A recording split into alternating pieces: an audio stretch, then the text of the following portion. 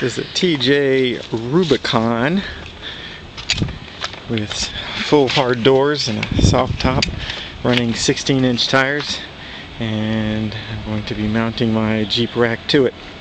First step in removing your bumper is to remove your plastic end caps.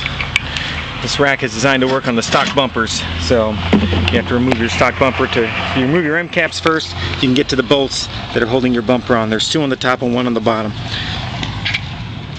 Once you remove your bumper bolts, you have two on the top and the one on the bottom, your bumper will remove. If you're running the extra tow hook, you're going to have to loosen the back bolt so that the tow hook will slip out of the way so that your bumper will move. Once you get your bumper off, you can start mounting your brackets. You're mounting the brackets on there. It's a straightforward procedure. The two outer bolts are going to be the same bolts that are there for your bumper. You're going to be using the stock ones there. For extra support on the TJs, you must mount the inner bolt.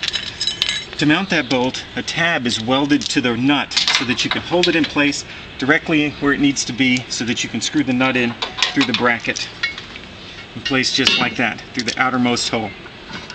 And that way you have 3 points of contact with the frame on either side.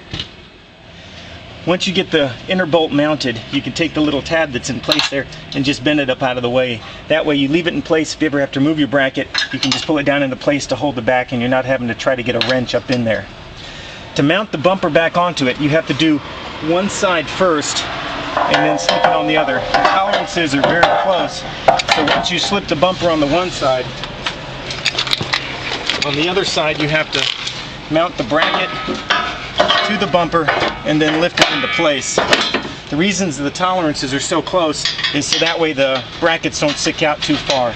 This is to keep your doors and the rest of your rack not sticking out far from the Jeep. For safety reasons and for aerodynamics, you don't get any wind noise. Once you do this, you're going to use the same tabs and mount the inner bolt the exact same way. Tip when you're remounting your bumper: put the lower bumper bolt on first before you do the top ones, so you don't have any alignment problems. Because this sets it out slightly, you have to do your bottom one first. Swing your hook back in place if you have it. Put that bolt in first and you have no problems at all getting any of the bolts in. Once you have your bumper back on and your brackets are mounted and they're flat, you got your hook back on, you just take your end caps, they go back on, same holes go in place, and you're done. Okay. Once you get your brackets mounted, it's time to put your rack into your brackets. They just slip into place into the holes. I got one keeper bolt on the bottom that keeps it in place. When you hang these, make sure you put your hinge receivers on the inside, so that way you can hang your doors on them.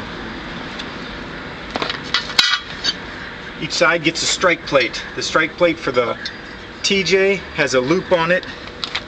If you have a YJ or a CJ or the new JKs, you're going to have a post on it.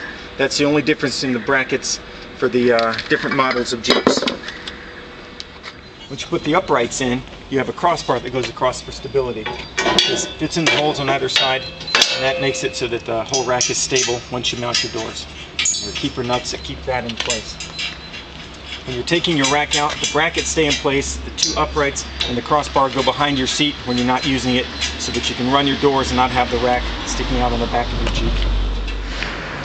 Alright, first you need to remove your doors. The driver door goes first. You should have your mirrors mounted so you can have them in place even without your doors on. There are several aftermarket products that do that. You need to have that to keep Johnny Law away from you. Once you remove your doors, you're also going to have your dome light staying on. They make an aftermarket clip that clips on the dome light to keep that from happening, or you just pull your number 4 fuse, which is quicker and easier.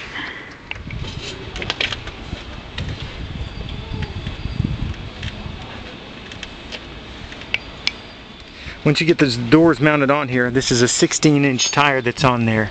The doors do not touch the tire, and the strike plates hold them in place, and the doors do not touch each other as well. You roll down the windows and your hard doors so that way you don't get any noise out of them. And you'll notice there's clear light all the way through, so the doors don't touch each other, so they don't get rubbed up and they don't stick out far at all. Looking from the side, they don't stick out more than a standard 4x4 bike rack. And from the back, they don't interfere with the tail lights, the license plate, or even the third brake light, which is visible underneath the bar. And that's how you mount your doors on your rack and take them with you the weather gets bad, you just take them off and put them right back on the Jeep.